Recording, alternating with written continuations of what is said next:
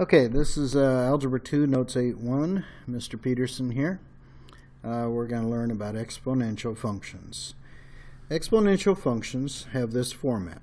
The output variable y is equal to some number a times another number b to the x power.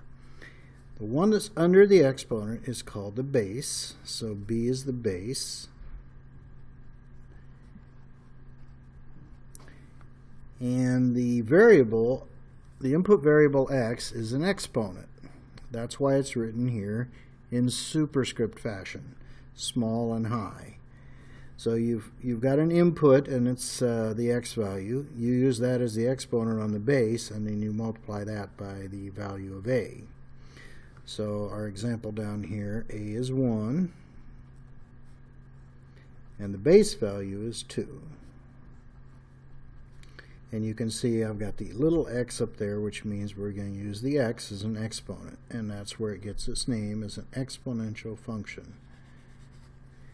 Now, a couple stipulations. The value of a cannot be 0.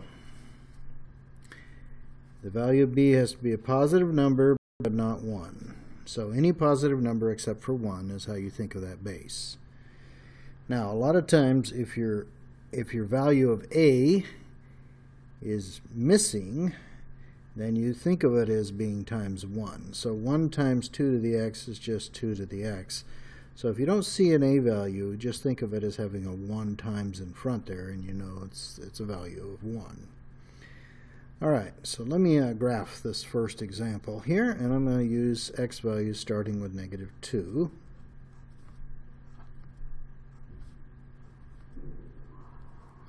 And I'm going to go all the way to 4, although this will get so big that we're not going to be able to graph that one probably. Okay, 2 to the first power is 2. And if you do it over here, 2 to the first power is 2. We're using a 1 for the x.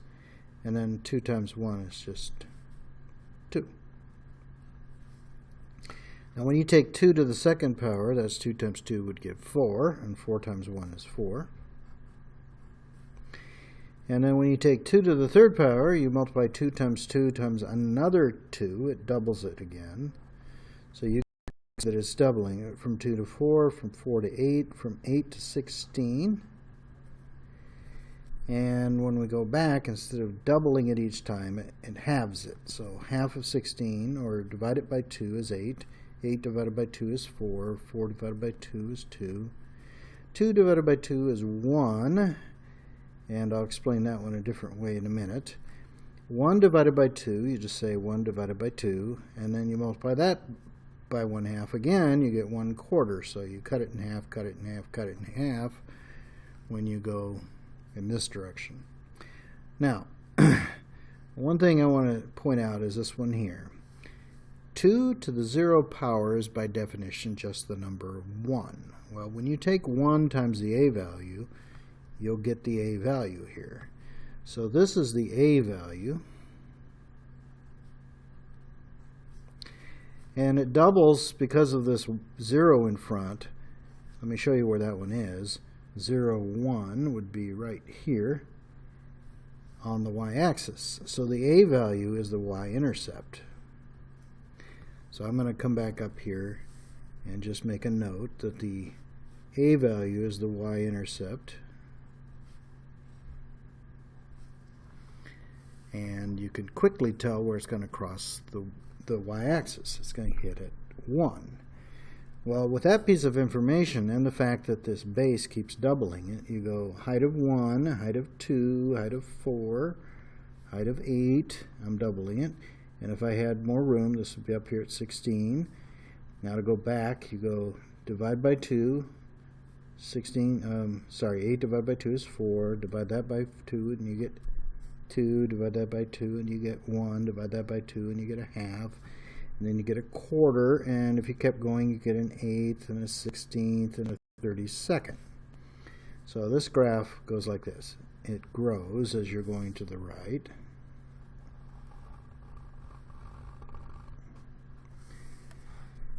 And in the other direction it gets closer to the x-axis. So the way to think about this one here is, because the base is 2, you're doubling the height every time you step over. So go 1 to the right, double the height, 1 to the right, double the height. If this were a base of 3, go 1 to the right and triple the height, 1 to the right, triple the height, and it would get bigger faster. Now when it's going up like this, that's called exponential growth.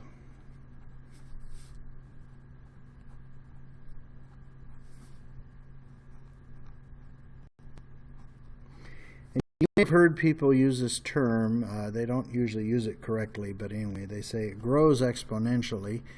And what that means just generically is that it grows very fast, like something increases quickly, okay?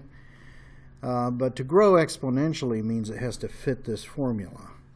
And it also has to go up as you're going to the right.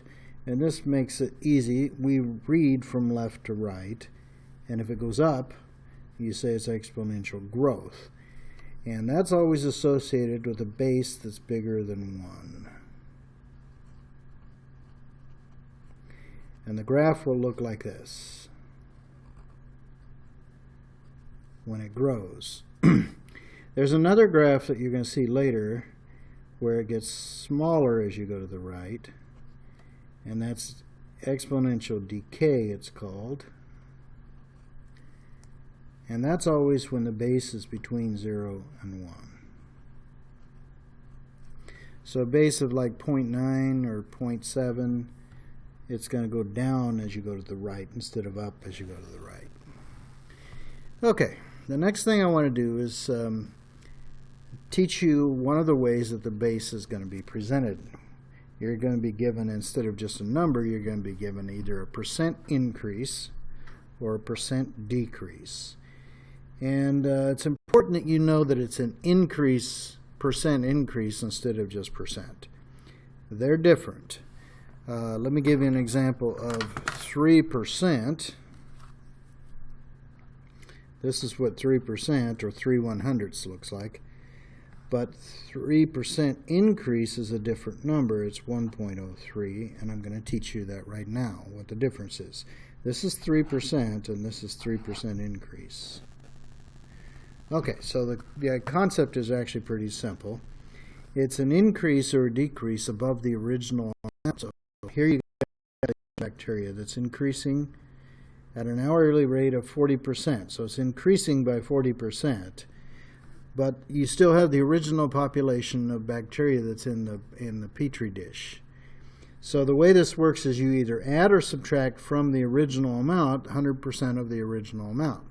So when it says 40% increase, you're going to go like this. The base is 100% of the original population plus an additional 48%, which puts you at 140%.